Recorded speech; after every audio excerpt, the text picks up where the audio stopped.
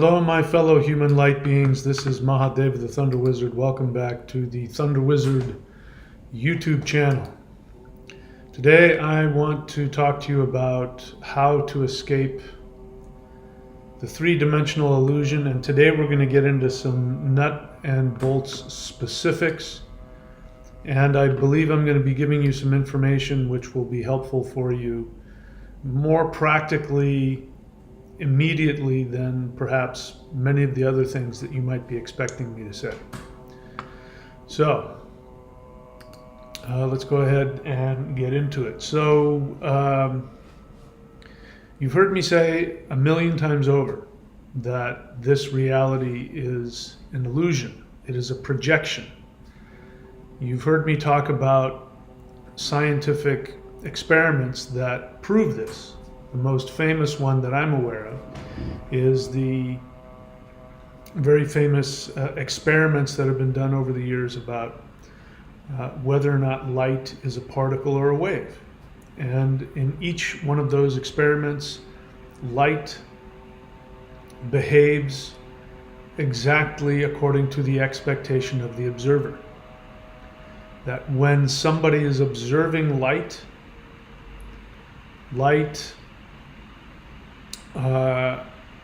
acts exactly the way you expect it to. In fact, according to, sorry, my laptop is starting, it just picked the perfect time to start heating up, so let me blow some air on it.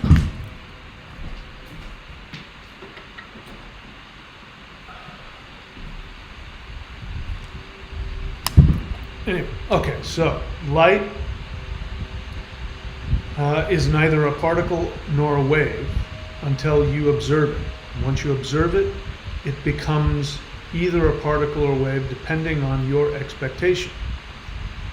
And moreover, the latest experiments have proven that not only is light neither a particle nor a wave, and not only does it manifest according to the expectation of the observer, what happens is before light manifests in a concrete way that you can observe, it goes back in time and it changes all of the evidence so that when you observe the effects of it, it will look as though it has always been either a particle or a wave based on your expectation.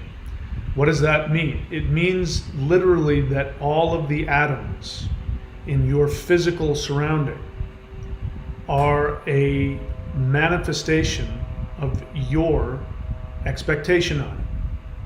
I use the word expectation because if I use the word intention, people might try to intend, I'm intending a different reality and it doesn't happen. Well, intention isn't the same as expectation. Expectation, I'm using the word on the deepest level of your unconscious, you have this expectation of what reality is going to be.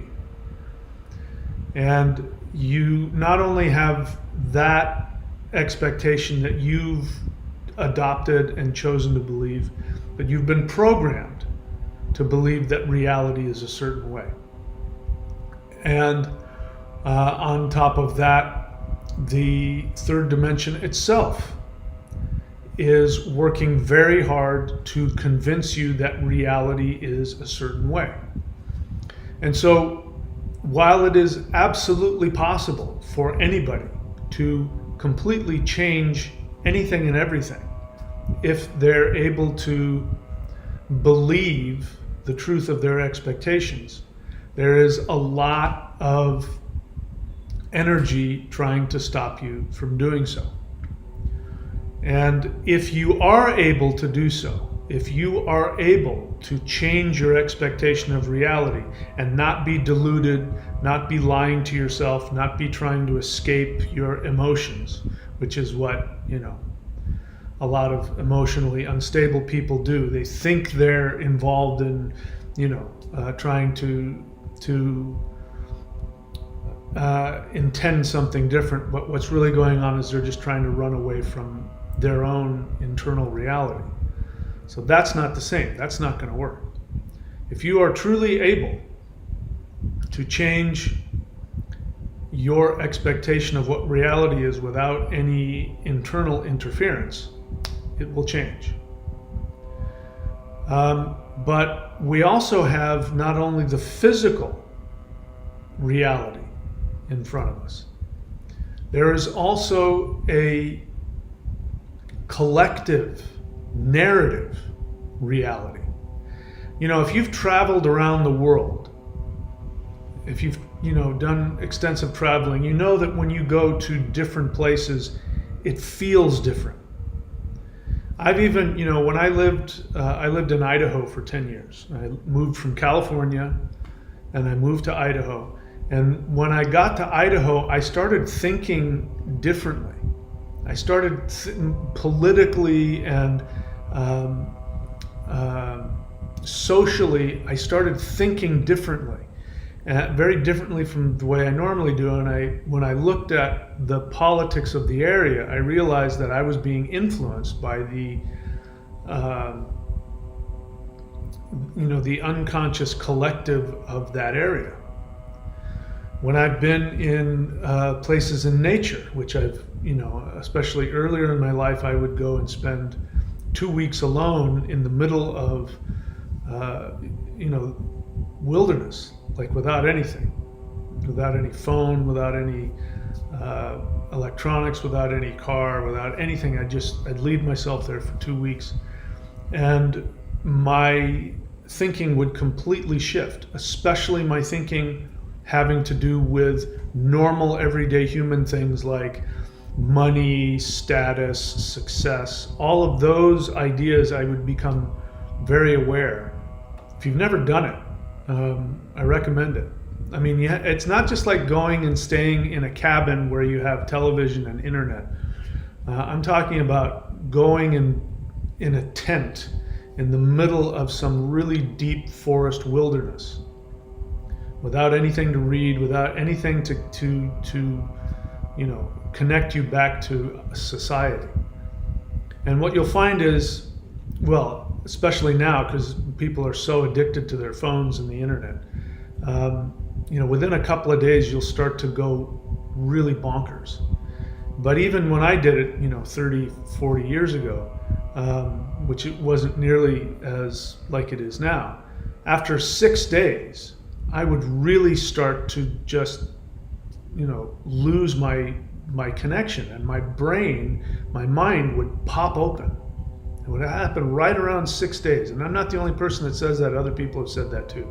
Right around 6 days of being away from any type of society or technology, your mind sort of pops open. And you become aware that all of these things that are driving your life, money, prestige, success, attractiveness, all of the things that drive us as a culture, all of those things fall away. Now, if you spend more time, if you spend a couple of weeks out there, by the end of those couple of weeks, and that's not very long, after a couple of weeks, by yourself, you have to be by yourself. If you're with another person, then you guys, end up, talking in ways that keep you in the narrative. You got to be by yourself. And that will completely shift the way you understand, and you'll become aware that you are living your life based on arbitrary intellectual concepts that don't exist. So what we're going to talk about today is how you can free yourself from that, and the benefits of freeing yourself from that, and the effects that this can have on our society. So before I get into that, let me just let you know, if you're new to the channel, I need you to subscribe, like, and comment. It's very important for the algorithm in order for people to see this channel and pick up on it, especially if you're new. If you're coming over here from my Facebook page, do me a favor, subscribe here, comment, hit all the bell buttons and all that so you can be notified, and share this channel with people on your social media. Next thing I need you to do is go to the free playlists page. It's free, it won't cost you a dime. Go to the playlist page, the Thunder Wizard YouTube page, and go to the playlists. And there's 3 playlists I want you to first look at. There's a bunch of them, but the 3 I want you to look at are the Maoshan Qigong, the interdimensional meditation, and the 12 steps to 5D. Bear in mind, it's not going to cost you a thing to do it. You might actually gain something, and if you do the practices, you'll have a better understanding of what it is that I'm teaching and what I'm talking about. If you're just coming and listening to me, maybe it'll be helpful to you, maybe not. But you know, the level of shift and change that you'll get from doing even the free practices is far more valuable than anything else. And we need to shift and change, and we'll be talking about that. While you're looking at those 3 playlists, the Maoshan Qigong, Interdimensional Meditation, and 12 Steps to 5D, I need you to subscribe to the Warrior 90-Day Lightning Qigong. That can be found at the website thunderwizard.com. That is the most powerful. I guarantee you won't find anything that comes even remotely close to it. That is the only energy practice that works with the 3 energies of the body. There isn't any other one in history that's ever done this. The first one is Qigong, which is life force energy, Qi. The most powerful Qigong practices available, I teach you that. Second thing is Kundalini. Kundalini is not life force energy. Kundalini is a specific higher dimensional energy that is in the human spinal column. That when you awaken that actually connects you to higher dimensional consciousness. And then the third energy, which is completely unknown to the modern world, except I think I'm the only person that's publicly teaching it, is called the Shin, or the heart mind, which is the lightning energy that surrounds the heart. There's a reason why we have to use those electric paddles to shock people back to life on the heart. Because what surrounds the heart is actually an electromagnetic field. And it is self-contained. It's like a Faraday cage for the soul. And it does that to protect the soul from the harshness of three-dimensional reality. But there are methods that you can use, very simple movements that will stimulate energy pathways that will take that electromagnetic energy and turn it outward so that it will come out of the whole body. When that happens, you are already an interdimensional being. You are connected to interdimensional energy. Now, for the past 2,000 years, each of these have been separate disciplines on different parts of the world. And I have synthesized this, and I did a lot of experimentation, and if you don't know what you're doing, you can really hurt yourself. And so I've done all of the, I've stubbed my toes on that for you. This is a practice that if you do all of these, I guarantee you won't find anything that even comes close. I've had Qigong masters, yoga masters throughout the decades I've been teaching this. They have all, just recently somebody did as well, a Qigong Kung Fu master, and he messaged me and he said, in all my years I've never felt anything this powerful. In fact, he was sick, and he said, I just did the free stuff on your channel and I healed myself of a really major illness. So don't poo-poo this stuff. The 90-day challenge is the most powerful thing you're ever going to find on this planet. I walk you through exactly what to do. You don't have to worry about it. Just press play and do what I tell you to do. So subscribe to that. You can unsubscribe whenever you want. All right, back to our program. Third dimension is an illusion, how you can gain freedom from the hypnosis of the third dimension. I do have a list here, which we're going to walk through. I'm going to walk through all of this. So, point I want to make is that being able to leave the third dimension physically, that to be able to go against all of your internal programming, to go against all of the third dimensional frequency programming that's constantly hypnotizing you into this video game.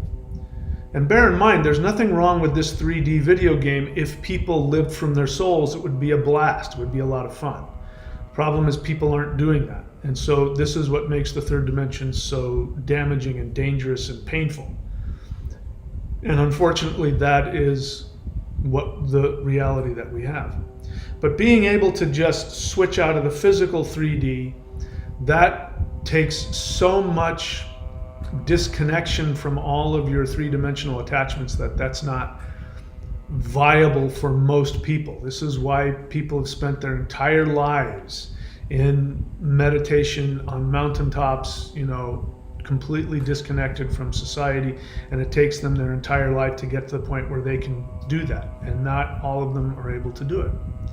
So I want to acknowledge that. Just because I talk about it like this doesn't mean I cavalierly think it's something easy that everybody can do. Oh, just expect a different reality and it'll appear. We're going to need a lot more help than that. So what can be helpful is to learn how to exit the illusion that is the unnecessary illusion of the third dimension. And the unnecessary illusions of the third dimension are the completely non-existent ones that are part of our societal, global, collective unconscious. And I said earlier, I've spent time, in wilderness, and after 6 days, my mind pops open and I go, wait a second, there's no such thing as money. There's no such thing as success. There's no such thing as prestige. There's no such thing as, all these things are made up concepts. They don't exist. And here I am living my life. How many of you listening to me do this? I run into people who do this all the time. I bumped into a guy, a friend of mine, I think he's in his 40s, and he's talking about how he needs to buy a house and have a mortgage. And he's talking about it like if he does that, he'll be successful. And, he didn't ask, but if he did, I would have said, well, first off, a mortgage doesn't mean you own anything. A mortgage is enslavement to the bank. The bank owns your house. You pay payments on that. You pay interest on that. And you're responsible for all of the upkeep. You stop paying the bank owns your house, has all of the money and all of the interest payments that you've made, and has all of the improvements that you've done, and you have nothing. Not only do you not have nothing, but you also have a mark against you on your credit score. So if you want to get another house or get a car, you're going to get turned down. So why would you do that? Because the belief that he has is that he will be a more valuable, worthwhile, successful, respectable, lovable person if he has a mortgage and owns a house. Same thing with a car. These are all made up nonsense ideas. And they only serve to make you enslaved to people who literally have nothing over you. They have nothing physically over you, except the idea that you owe them this thing called money. That's it. So that's just one example.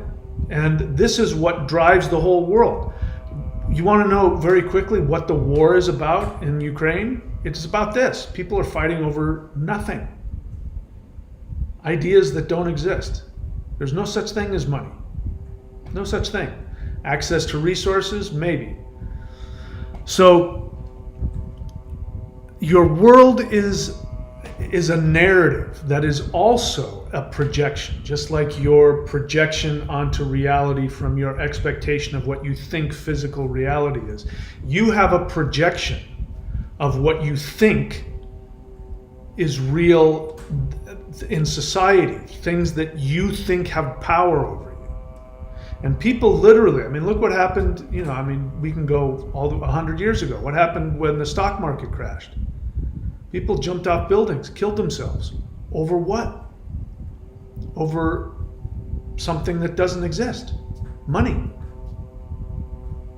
And anyway, we could get into all of that stuff. But what I want to focus on this this program today is that you must make the decision to individuate yourself from these non-existent projections. If you can do that, first off, if society itself, if human beings were able to do that, we might not even need to leave this third dimensional world. We could create a wonderful, beautiful Eden just within the third dimension.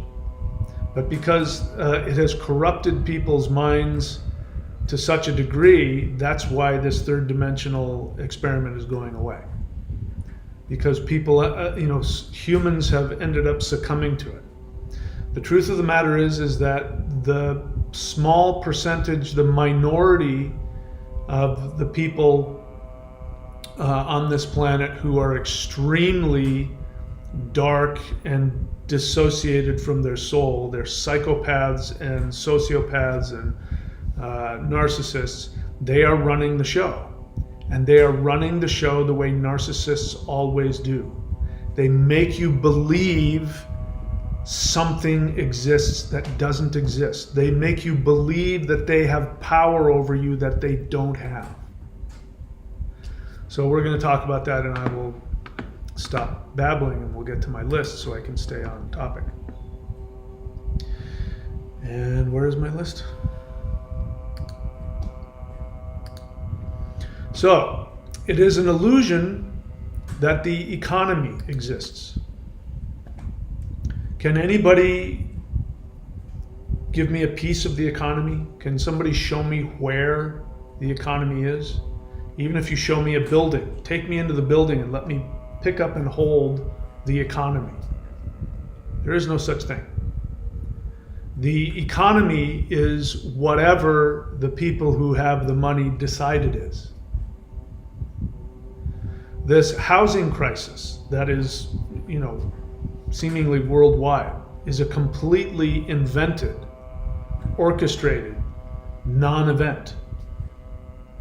Remember, as I said, money doesn't exist. It's not a real thing. It's an idea.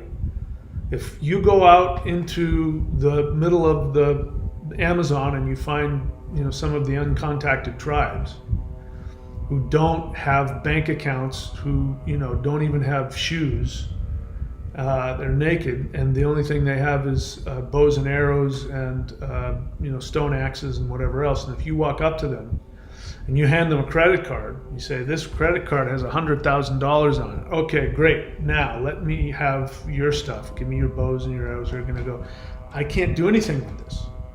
This is a piece of plastic. Oh, okay, you don't want a credit card? No problem. Here's a bunch of cash. Well, I can burn this. I might be able to get a fire started with this, but it doesn't mean anything to me. He's going to want something of value. He's going to say, give me a stone axe. Give me a knife. Give me some skins. Give me your shoes. Give me your shirt. Give me something I can use to wear, eat, something like that. Build a house out of. Give me some resource. This thing called money, I don't know what that is. It doesn't mean anything to me because it doesn't exist. Try living in the middle of the forest with a credit card and a pocket full of cash. You will have nothing. You will starve to death. You will die. So the economy doesn't exist either, because the economy is this supposed thing that is like the weather that moves based on the flow of money. So how can the flow of nothing create a something? It is an idea. It's nothing more than an idea. And as long as you believe that the economy exists, and as long as you believe that the economy is somehow this living being that has its own organic flow like the weather, as long as you think that it is that, then you will succumb yourself to it. Because that's what the powers that be are doing. The government, the banks, their interest rate, they're saying, oh, we have to change the interest rate because the economy is changing. Oh, we have to charge you more money because the economy is changing. Or, oh, we have to more taxes because the economy. And oh, the economy, as though the economy is something that the bankers are they're the people that own all the money are somehow, oh my God, the economy told me to do it. Why did you lower the interest rate? Oh, the economy told me. God, the economy phoned me up and said I had to change the interest rate, and the economy is God. The economy doesn't exist. It's made up. It's a psyop. Let's keep going. It is an illusion that society exists. People run their lives based on the communal opinion of, or their perception that there's a communal opinion. I mean, listen, I'm no different than any of you. I wake up in the morning, as I have my whole life, and most days, didn't today, thankfully, but most days, my brain will start telling me things like, you need to work harder. Why do I need to work harder? So that you can be a better person, so that you can be more respectable. You need to have more success. You don't even know what success is. Well, what I know is that successful people are constantly running around doing things. They have a job, they have a this, they're doing something. These are ideas. They have no foundation. They're based only on one thing, which is getting the approval and the opinion of the group consciousness. And the truth is, there isn't a group consciousness. It's not like society is a god. Like you and I are an individual, and we can sit there and I know you're an individual and you know I'm an individual, and then we say, yeah, but society says, well, call up society on the phone. What is society's phone number? Go to society's house and sit down and talk to society. Society doesn't exist. Society is a made-up thing used to control you. Well, what will people think about you? Well, you have to be, what's the phrase? You have to be a productive member of society. This is what communism runs on. The whole. You don't exist. The whole exists. It's a concept. The only reason that countries hold themselves together is because people believe that that country exists. Society doesn't exist. Society is not a person. Society is not an organism. Society is nothing more than a projected fantasy that we all bow down to. Just like in the 1984 book, in the movie, Big Brother comes on and it's just a picture of somebody and they bow down like Big Brother is watching you. Big Brother is with you. Big Brother doesn't exist. Society doesn't exist. It is an illusion that governments exist. Governments don't exist. They only exist because a group of people have agreed that they exist. The only reason that laws prevent people from doing things is that we choose to obey them. And the only reason why, laws have the power to keep people to control their behavior is that only a certain amount, as long as we have a very small minority of people who break those laws, as long as we have just a small number of people, then we can run around, give people guns and put badges on them and call them policemen, and they can run around and they can coerce you through force, through the threat of force, through the threat of physically taking you and putting you in jail. Or, the craziest one is the threat of taking your money away, which doesn't exist. And people's careers can be destroyed by their reputation. So the threat of your reputation being taken from you, the threat of physical threat. But as long as, if it wasn't just a small minority of people breaking these laws, if everybody chose not to follow the law, nobody would be able to do anything about it. The law would stop existing. The government would stop existing. And this is my point. So it sounds like I'm advocating for anarchy. But the belief in anarchy means that human beings don't have a soul. We're just animals. We have to be corralled like animals. So, looks like anyway, I've got over here, freedom and knowing it is an illusion. I wanted to put that above the other number one there. So, number one, it's illusion that the economy exists. Number two, it's an illusion that society exists. Number three, it's an illusion that governments exist. So the freedom in knowing it is an illusion, number one, since the economy is a government psyop invented to control your movement, thinking, and behavior. You didn't know that, did you? The economy that you thought was a real thing that has its own mind and functions like the weather, that it's this thing we have to sort of deal with and obey. It's not a created, arbitrary intellectual concept. You believe it's an actual thing. But it is a made-up ghost by the people who want to have power. And again, the idea that these people have power over you is an illusion. They only have power because we agree to give them the power. You know, in times past, during, in the Middle Ages, during, when you had, the lords and castles, they controlled people through force. That's all that they had. All they had was force. They had guys with swords and horses and armor and spears and knives and catapults, and they had that. And if you didn't do what the guys in the castle wanted you to do, he'd send out his troops and they would physically harm you. So the threat of physical harm was enough to give them their power. That's why there were so many dukes and so many counts and so many kings. There wasn't enough consolidated power, because in order to keep the power going, you had to have a bunch of physical troops to be able to coerce people. That's why money was invented. Money takes the place of the army, because there aren't enough people in this world. We've got 9 billion people on the planet. How many, hundreds of millions or billions of people are there in specific countries? Like the country of the United States, there aren't nearly enough cops. There isn't nearly enough army to physically threaten everybody. So we create something called the economy, the credit scores. Society. These things are created, and they're created specifically to control your movement, your thinking, and your behavior.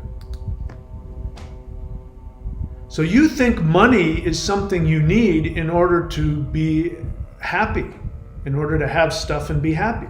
That's not why money was invented. Money was invented to control your movement, your thinking, and your behavior. It is a far more powerful policeman than a policeman with a gun. Because you can run away from those guys, maybe, if you're lucky. But you can't run away from an idea. An idea that, you won't have any money. We'll take your money away. We'll take away your ability to move. You won't be able to get on a bus. You won't be able to get on a plane. You won't be able to drive a car. You won't be able to leave your house. That's what money is designed to create. It's designed to keep you in one place, or at the very least keep you tracked. And how do they track people? If the cops want to find you, if a private detective wants to find you, what do? They pull up your credit card purchases. They pull up your phone. But money that's why the government wants to have access to your financial records. That's why you have a social security number. You realize that? Social security numbers were invented so that you can be controlled and tracked. That's why without a social security number, you can't get a job, you can't get a loan, you can't buy a house, you can't travel, you can't get a passport, you can't do anything without a social security card. That number is, they might as well, tattoo it on you like they did in Nazi Germany. It's how they keep you in the prison camp.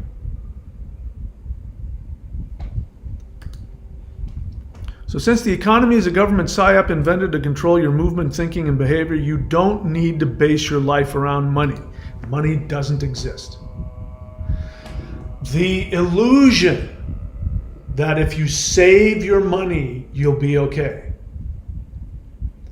I mean, I get this all the time when people come to me and they want to learn what their true soul desire is, which, as I teach, if you read my book, which you can find on michaelwilliamdenny.com, in my book, The Shamanic Secret Commandment to a Perfect Life, what I tell you is that the way to have all of your resources given to you continuously, to be rich, to be not rich in terms of money, to be prosperous, because being prosperous means you have all of your resources to do everything that you want. You have all of the food you need, you have your place to live, you have all of your resources. That's prosperity. You don't need money to do that. People find ways to do that without money all the time. I mean, I'm still using money, you probably are too, but money in its purest form is just a symbol. It's a symbol of resources. That's it. So the universe will provide you whatever resource you need, and if that's the symbol of money, the universe will provide that for you. But the idea that you have to hoard it, like take our ancestors, our hunter-gatherer ancestors. This is what was so devastating to the United States, is that when Europeans came, they saw buffalo as a means they just wanted the skins. So, the white people would go out and they would kill hundreds and thousands of buffalo just to get their skins, and then they would leave the rotting carcasses all over the prairie. And of course the natives were like, what the hell's wrong with you guys? What are you doing? If you kill all of them, there won't be any left. And what are you going to look at all that? And it just flies and everything. You can't eat it. So our ancestors would go out every day and they would get what they needed. They would get whatever roots and berries and whatever, and if they had, even if they had livestock, whoever they are, even in Europe and wherever, back when, if people had livestock, you didn't slaughter all of your livestock because you needed them to procreate, and you could use chickens for eggs every day. You could use cows for milk every day. You could stay alive and not have to kill everything. And it was understood you took what you needed, because if you take more than what you need, if you only need one buffalo to, give everybody food for the next, few days or whatever. If you go out and kill 20 of them, you're going to have 19 buffalo carcasses that are going to be putrid and rancid, and they're going to attract wolves and crows and buzzards and rats, and it's stupid to have more resources than you need, and yet we've got the mindset that we have to save our money. Now, I'm talking from experience here. My father was, he was a successful physicist. I mean, we weren't super rich, but we lived in a decent neighborhood. My dad had a savings, and he had it set up when he died, and he died 25 years ago. And as I understand it, he had, there was 3 kids, me and my sister and my brother. My dad had taken $1 million and put it aside for each of us. Now, in his wisdom, he didn't want to give it to us so it was probably a good idea. We probably would have spent it all. But he put it all into stocks. He's dying. He's dying of cancer, right? He knows he's going to die, and he wants to make sure that we're taken care of. So he puts, $3 million plus dollars. I don't know how much he had aside from my mom. Probably another $1 million, maybe. So let's say he puts $4 million 25 years ago into stocks. And then he has this stockbroker take care of it for him, because my mom didn't know anything about stocks or finances. And so he has this guy who's not related to us, who's no longer getting paid. He's not doing it, and he just asked this guy as a favor to watch my stocks so that, when my kids get to be, 40 or 50, they can, have this money, and that my wife will be taken care of. And so what ends up happening right after my dad dies, there's this huge stock market crash, And my mom doesn't know the first thing about stocks, and this guy doesn't really give a crap, and all of it's gone. Gone. So all of us kids ended up with nothing. Now, again, that's not a big deal, but the point is that his idea was he was going to hoard this thing called money, and then it would be there. And the idea that you can save the money, that you can hoard it and save it and you'll be okay, is a fallacy. Because what are you saving up? You're saving up nothing. You're saving up an idea. And the idea of money, because again, the stock market is a perfect example, because what are you trading? You're trading nothing. You don't do anything on the stock market. You're pushing numbers around, numbers of things that don't exist. It's a giant monopoly game. It doesn't mean anything. And so all that has to happen is somebody has to decide to change the rules. All that has to happen, what happens with stocks, is somebody has to make the decision that that stock is worthless. Somebody has to make a decision, oh, we're not doing that anymore.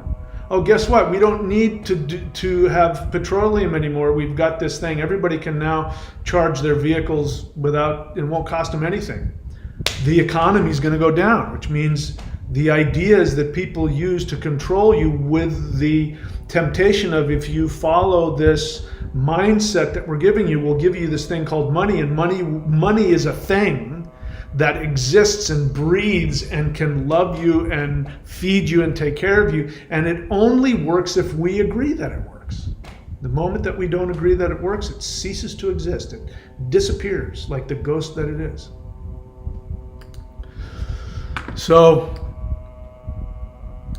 since the economy is a government psyop invented to control your movement, thinking, and behavior, you don't need to base your life around money. Money is only a symbol of your social credit, masquerading as access to resources. Let me repeat that.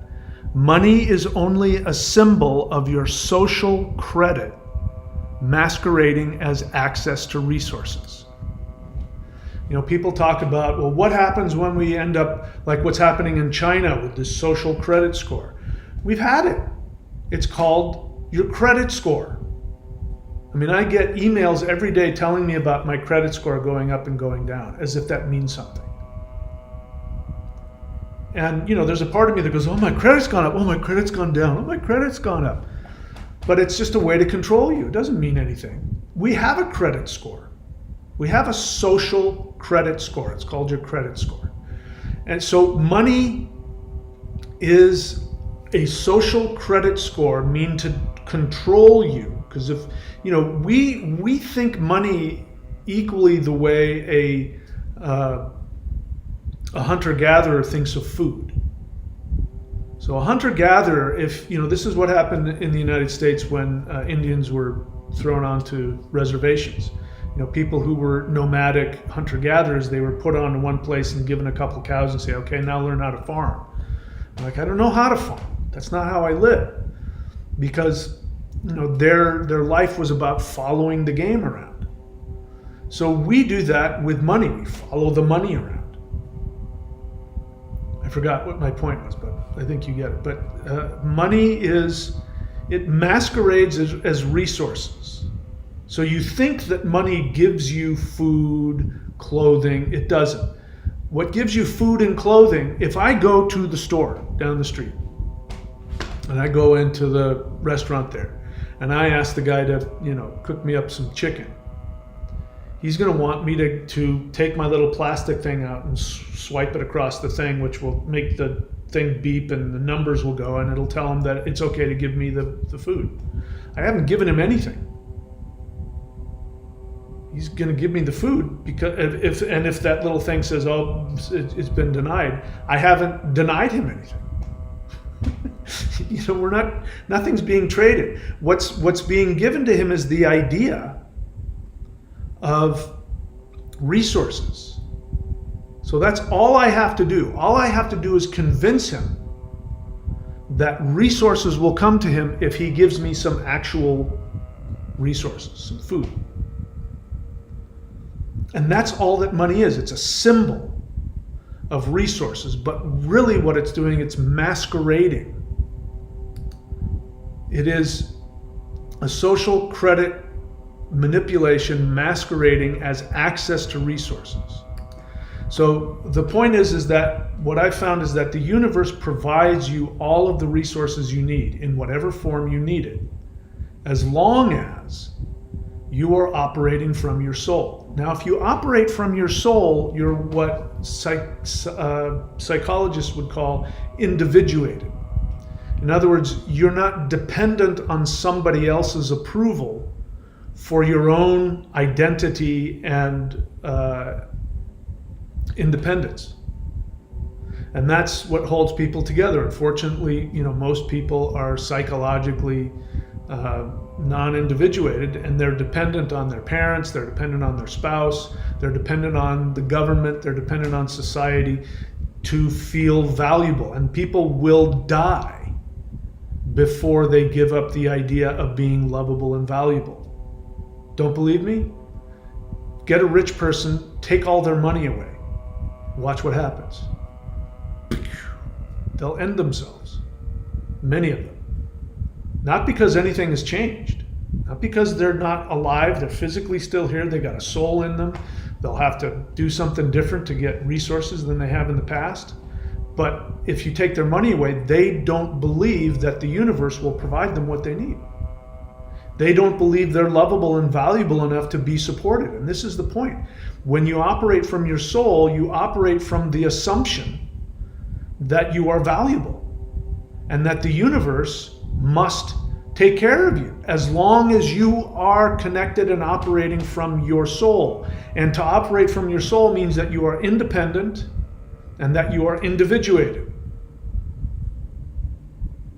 You are independent and individuated, and you understand your value and your worth.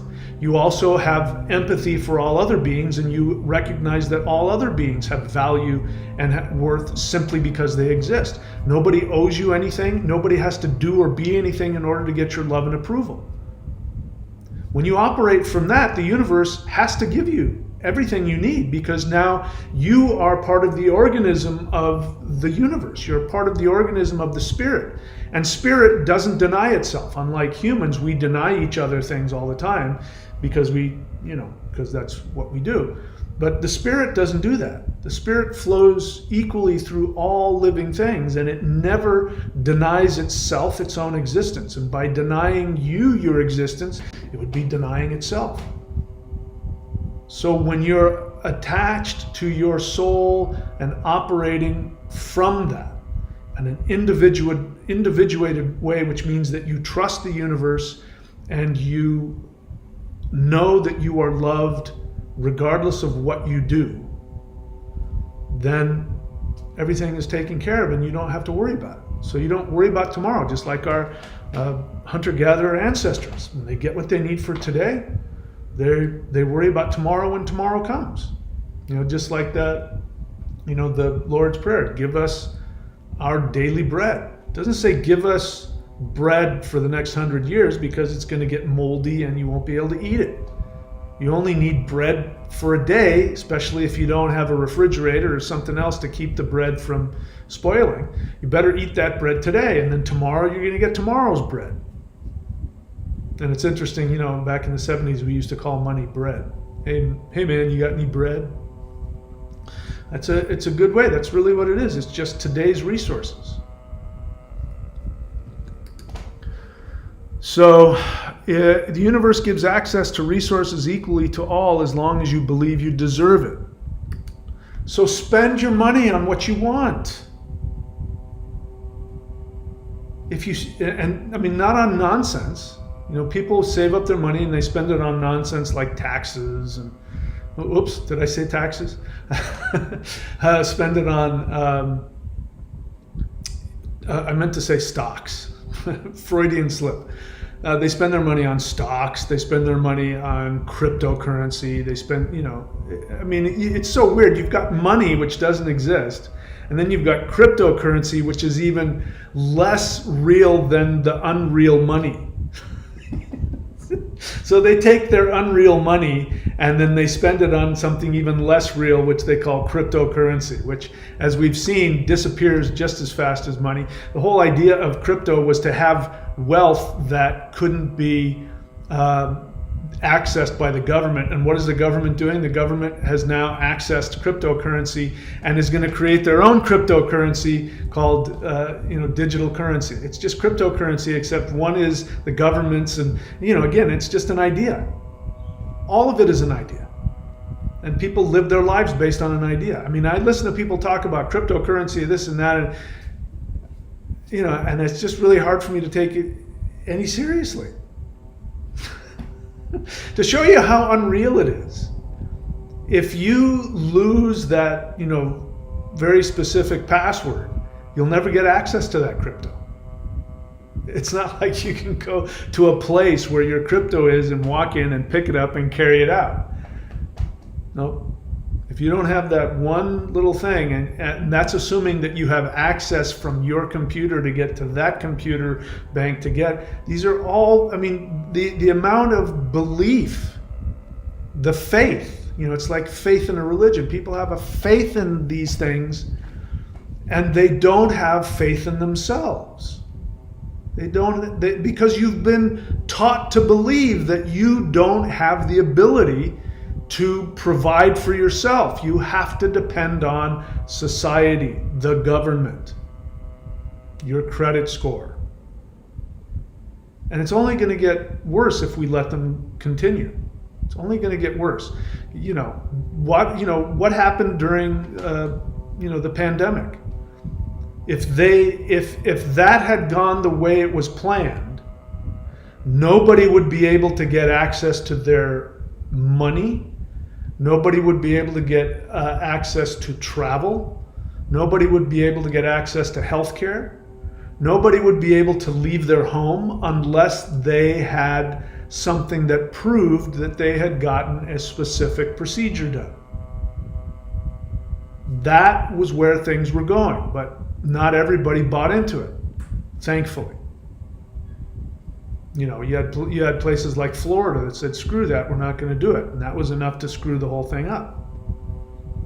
So imagine, I want to give you a scenario. And this, I didn't come up with this. I saw, I forget the guy's name. Anyway, it doesn't matter who it was. But somebody was saying, I put it on my Facebook page, those of you who are following my Thunder Wizard Path Facebook page. The guy said, if 40% of us, not even 50, if 40% of the population, let's say in the United States, if 40% of the people in the United States said, we're going to take 2 weeks off,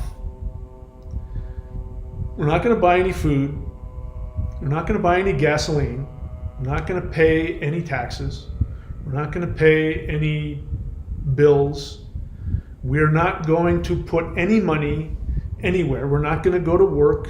We're going to take 2 weeks off and no money is going to flow from us to anything. If you took 40% of the population of the United States and they didn't interact with money in any way, the whole thing would come crashing down. Imagine if 60%. Imagine if all of the Trump followers, and I'm only using that because the Trump followers are, probably over 50% of the United States. 50-60% of the population said, we are no longer going to buy food, buy gasoline, pay taxes, pay for anything. We're not going to go to work. We aren't going to do anything. We bought enough stuff. We're good for the next couple of weeks. If 60% of the population said we're done, then the idea is that then the elites would come running and you'd be able to tell them what to do. Oh, you want us to go back to work? Oh, you want us to start spending money in stores? You want us to do all that? Great. Bring get rid of all of our debt. Bring our mortgage down to zero. Give everybody access to healthcare. Give everybody access to resources. Stop fighting the wars. If you do that, we'll come back. Until then, we're not participating in your made-up government. Imagine if 60% of the population said, we're just going to get rid of that. We'll start our own farms. We'll do anything. And as long as you're not paying into it, you can be part of our collective. If something like that happened, the whole government would come crashing down. These people that are lording over us, are completely, they are narcissists. The whole thing is a narcissistic pyramid that's set up so that you worship them, just like you worship the idea of the economy. You worship the idea of social credit. You worship the idea of the credit score. You worship the idea of being a worthwhile part of society. You worship those ideas, and they have set it up so that they look as though they control those things. They control this made-up thing called money. And they control how much money they print, how much of it exists, whether there's a housing crisis or there isn't. They control all of that. And it's just an idea.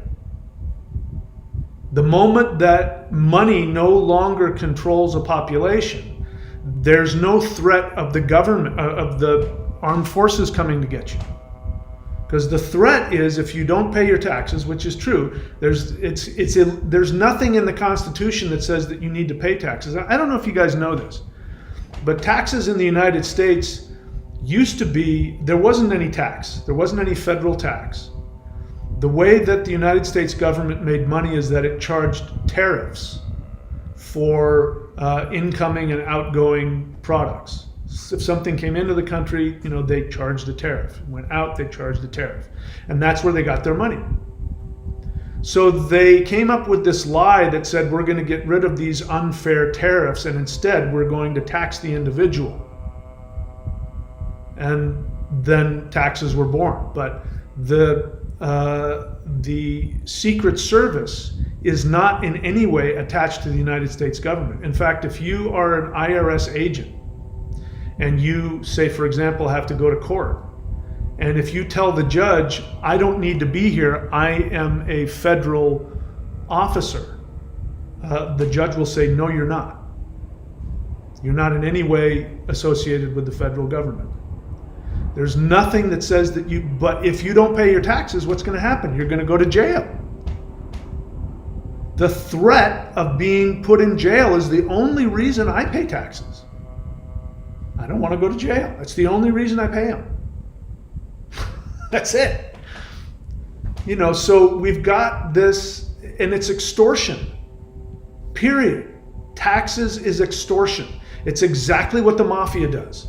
Mafia comes into a neighborhood, and there's the local grocer, and the mafia guy comes in and he says, hey, this is a really nice store you've got, and I want to protect it, so I want 20% of your earnings. And the guy says, oh, I appreciate the offer, but this is a safe neighborhood. I don't need your protection. I'm not going to give you that money. And the guy says, oh, that's too bad. And he pulls out a baseball bat and he starts smashing things up. Maybe he'll smash him across the head. Say, next time I come in, have my 20%. Or have my $200 or $500 or $1,000, whatever it is.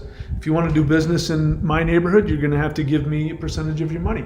I, as somebody who works for myself, I not only have to pay taxes on my earnings, I also have to pay tax because I'm my own business owner. So I have to pay a fee just to have a business. And then I have to pay taxes on top of that. The Federal Reserve is an independent bank.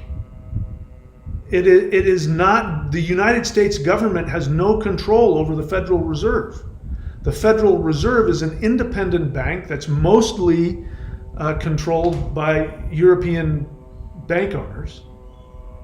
So who do you think's running the government? You really think that it's being run by people who are elected? How do you think people get elected? They have to have money. If they don't have money, they can't run a campaign.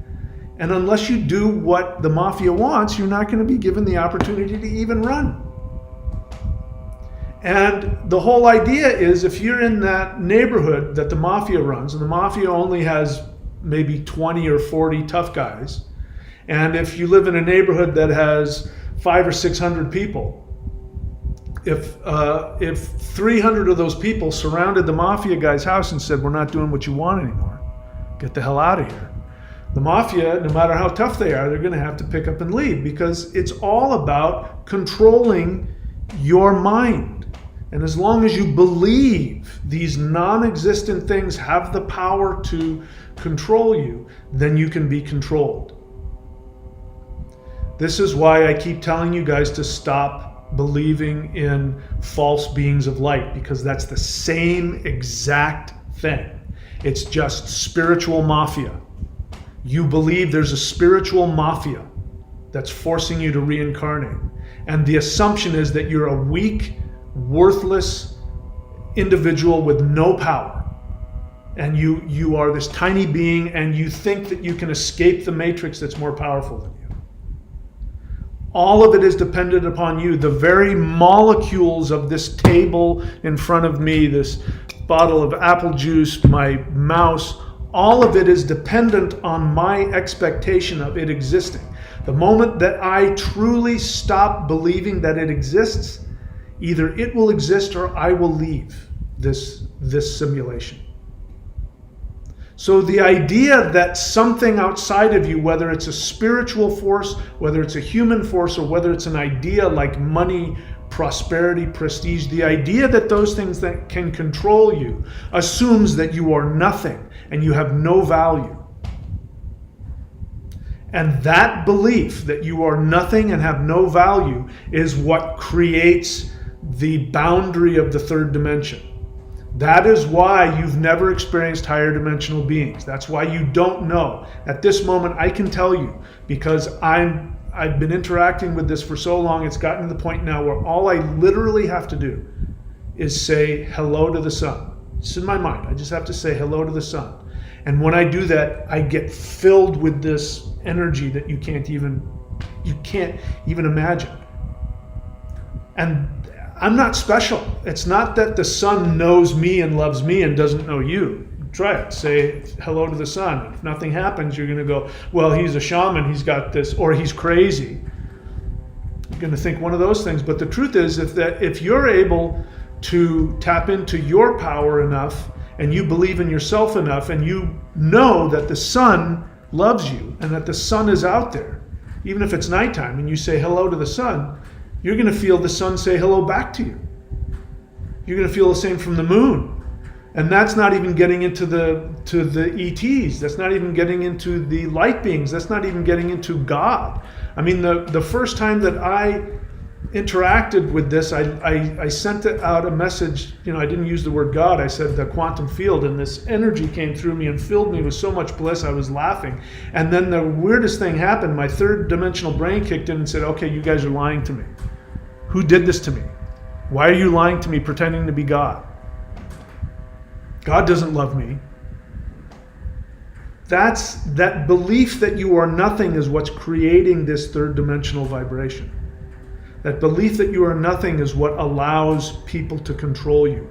Allow yourself to be controlled by these arbitrary intellectual concepts that are nothing more than ideas.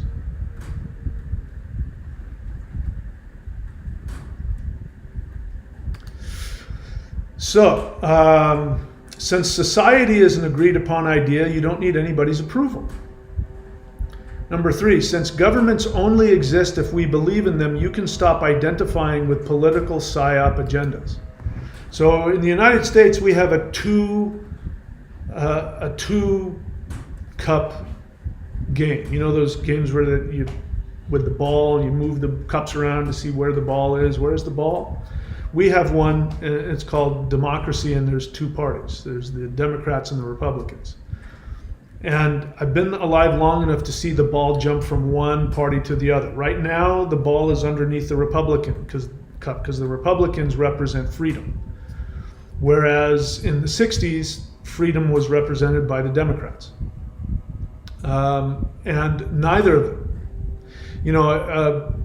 I'm not going to get specific about politics, but let me just say that when it comes to the really important issues having to do with freedom and having to do with certain wars and conflicts that are going on, the Biden and the leading Republican guy are completely head to head. They're exactly the same. Again, if you think that people who end up in powerful political positions got there because they have integrity and have honesty and all that, I have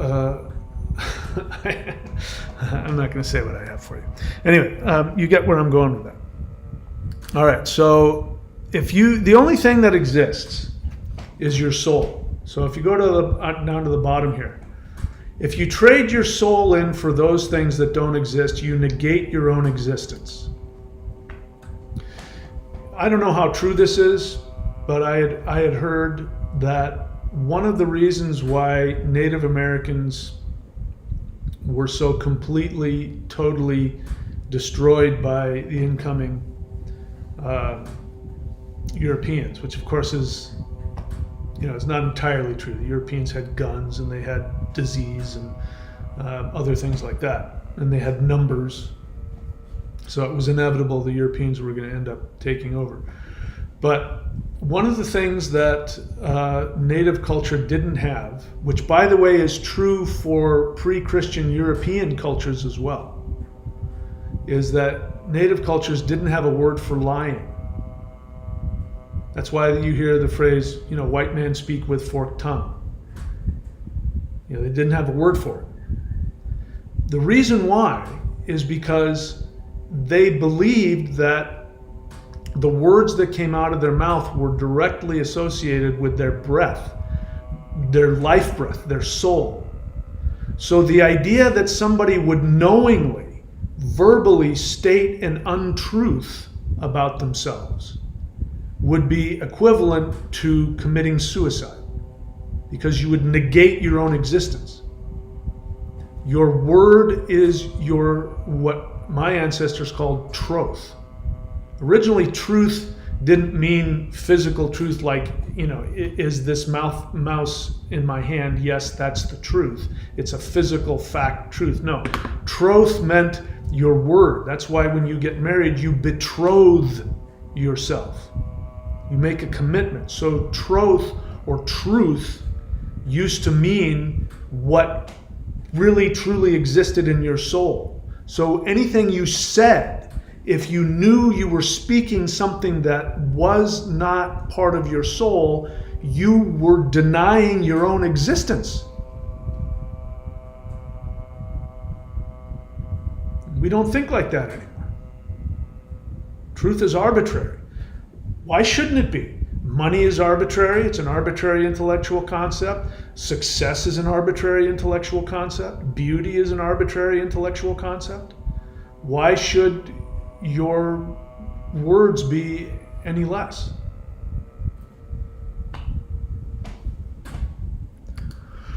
So if you trade in your soul for those things that don't exist, you negate your own existence, and then you no longer have access to your innate infinite value, and you've cut yourself off from the resources that infinite universe wishes to give to you.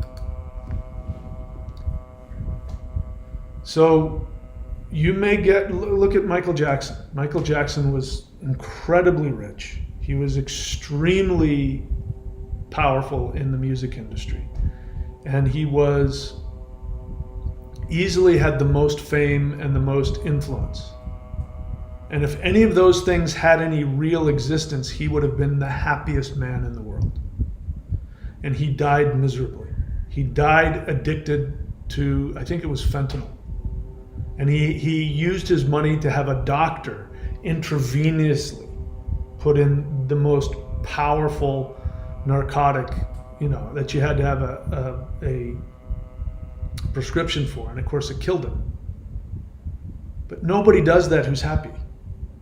Nobody who does that, if money and status and wealth and even talent, if any of those things had the ability to give you happiness, he would have been the happiest man we've ever seen on this planet. So the only thing that can give you happiness is being connected and individuated and operating from your soul. And when you have that, you have everything. And if you choose to live in this third dimensional reality and you're operating from your soul, it won't matter what physically is going on around you, you will be taken care of, and then you will have the ability to decide how to change your physical reality. So, I belabored the point long enough, but the point that I'm trying to make, which you can read my book, The Shamanic Secret Commandment to a Perfect Life, is to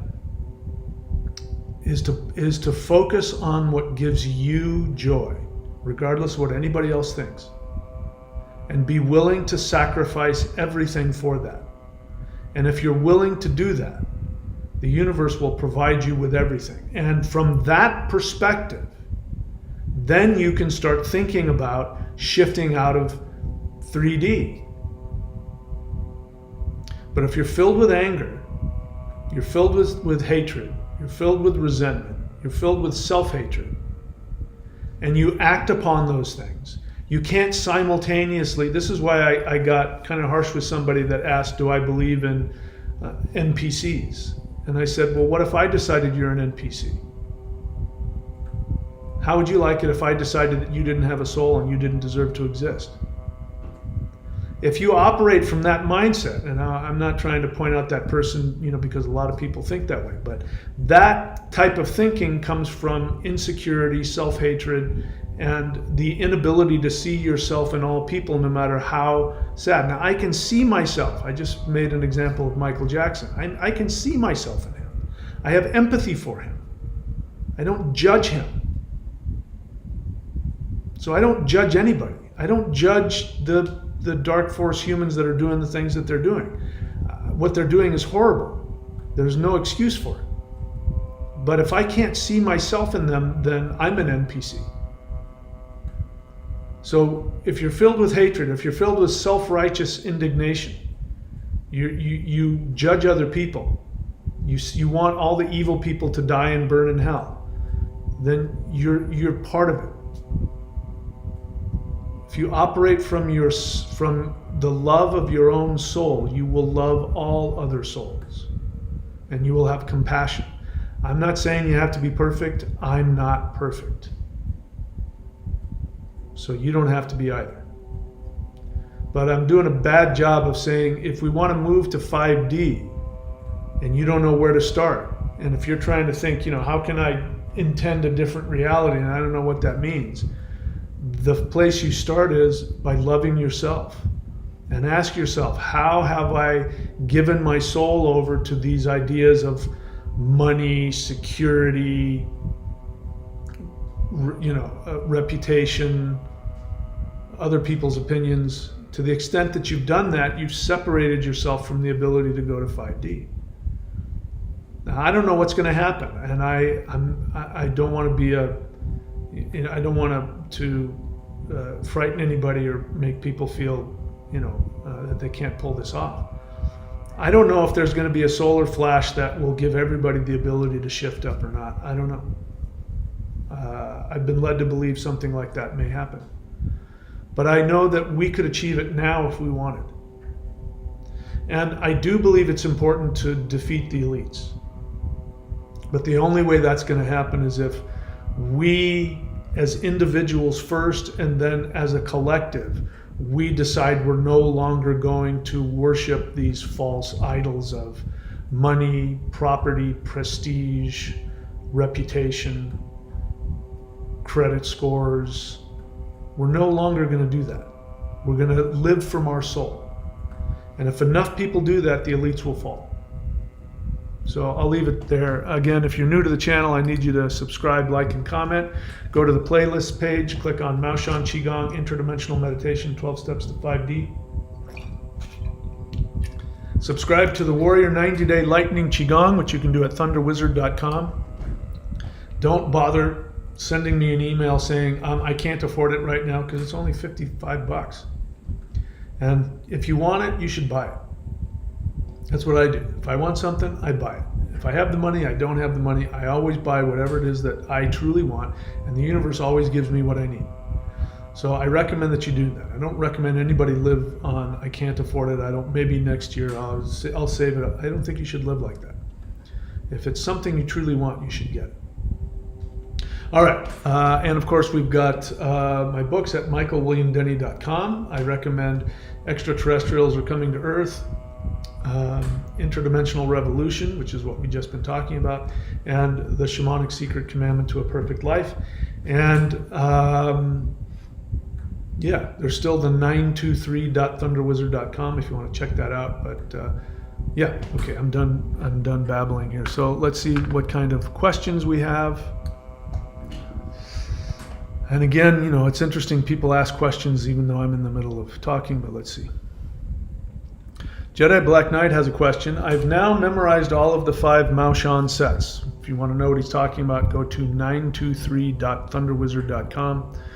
I won't take the time to talk about it, but it's those who have done it know what I'm talking about. It's the most powerful energy practice in existence, I think, and it will create vortexes. You're guaranteed to have connections to higher dimensional intelligences that will interact with you. That's been my experience anyway.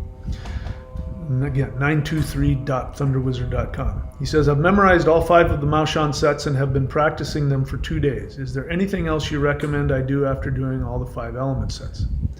Yeah, when you're done with all the sets, wood, metal, fire, water, and earth, in that order, when you're done with them, then you can simply do the Hool breath. Take your hands right over left if you're a man. If you're a woman, left over right. Take your hands, place them over your navel, and just breathe long and deep, and let all of that energy that you've built up into your aura, let it go down into your navel and start to intend your reality. That will ground you. It will ground the energy into your body, and at the same time you'll be able to use that higher dimensional energy to create your true happiness.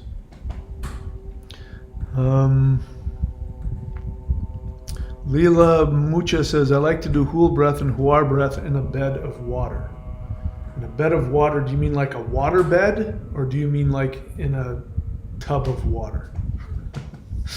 Anyway, I'm glad. Do it however makes you happy. I'm glad. Pyro X, good afternoon, Mahadeva. Question, any opinions on the ending of the sci-fi movie 2001, A Space Odyssey? Is it possible that when the main character died, he was shifting from 3D to 5D universe? So I appreciate you checking in with me. That's really not a question. That's your opinion. You want me to co-sign it.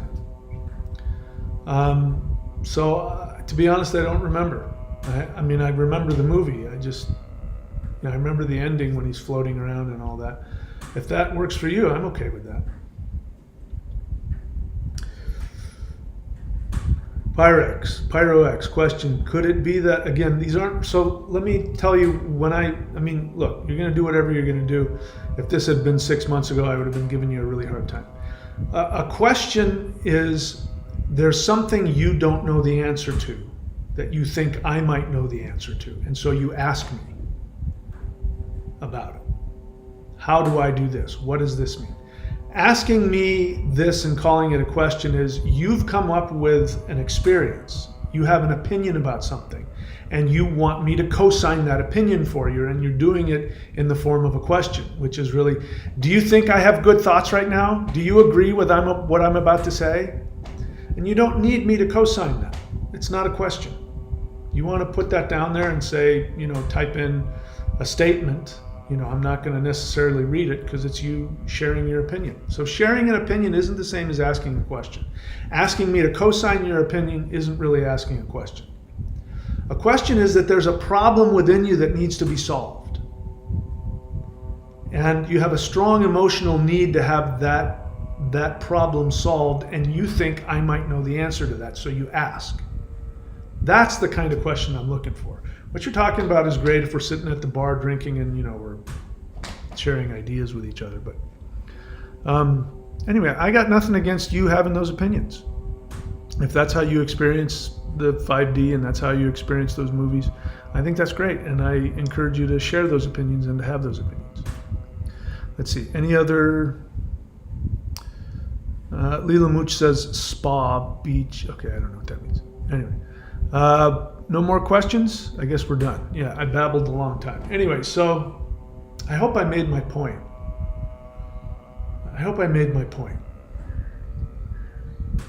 I don't know that there's anything else I can say that would say it any better, but bottom line is,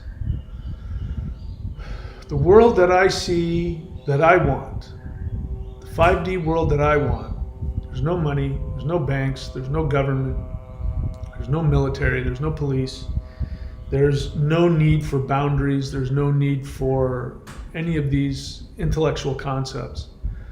We have people who live together because they love each other. We have people who have access to technology which allows them direct access to energy, so you can power your anti-grav vehicles, you can power your home, you can communicate all that with technology that doesn't demand that you pay somebody. Again, what drives the world is all of these technologies that human beings already have mastered. Human beings have already mastered free energy. There's literally no reason for everybody not to have access to all of the power that they need without having to pay anybody anything. But then again, if you want to control the world, look what's happening. There's, let me just give you a scenario, a hypothetical scenario. A hypothetical scenario that could very well happen is that there's a small group of very powerful, rich people who have access to all of the resources necessary to function. They have access to all of the food, they have access to all of the energy, they have access to all of the land, they have access to all of the resources. And if they wanted to finalize that, what they would do is that they would light on fire and destroy all of the farms, all of the ranches, all of the ranches that have cattle and sheep and goats and chickens. They would destroy all of the factories. They would destroy all of the economy and the infrastructure so that nobody could function. They would create illnesses so that people couldn't function. Then they would use those illnesses that they created as an excuse to control your movement and control the flow of money. And when all of the farms had been destroyed and there's limited amount of food and all of the other means of functioning have been destroyed, then they would be able to control everything you said, because if you didn't do what they said, you wouldn't be able to eat. That is a hypothetical situation that could very well happen. The way to prevent that is what I'm talking about. Make the decision that you are no longer going to allow arbitrary concepts to control your life. That's all you have to do. You don't have to engage in violence. You don't have to go and protest. You just have to simply, as a collective, we just have to decide we're no longer going to let these ideas control us. On the personal level, we still have to use the money. We all do. That's the reality at the moment. But we no longer have to believe that that is what controls our ability to provide for ourselves and to make ourselves happy and healthy. And so it starts there. So I hope I communicated it. I'm not sure that I did, but maybe I did. Anyway, that's it all for me, guys. I wish you all the best. Thank you so much. And again, subscribe, like, and comment. Subscribe to the thunderwizard.com Warrior 90-Day Challenge if you're serious about learning all the stuff that I have to teach. And share this channel with everybody on your social media. Go, and if you want to, go and follow me on the Path of the Thunder Wizard on Facebook. I'm starting to blow up over there. So yeah, that's it. And as always, my friends, I love you. I appreciate you, especially those of you who are doing the work. to empower yourselves. When you empower yourselves, you empower me. Thank you to everybody who has subscribed to the 90-day challenge. Because of that, I'm able to spend all my time and effort on this channel, and this is my work. This is everything. My goal in life is to accomplish this 5D shift and to do everything in my power to help that. And so by subscribing, you help me to not have to worry about that stupid nonsense, and I can focus on my real work. So as always, if the solar flash don't come, and or I don't get beamed up to the Starship Enterprise, and or if I do not shift myself out of the third dimension, if none of those things happen, I will see you all very soon. Please take very good care of yourselves. Thank you so much for showing up.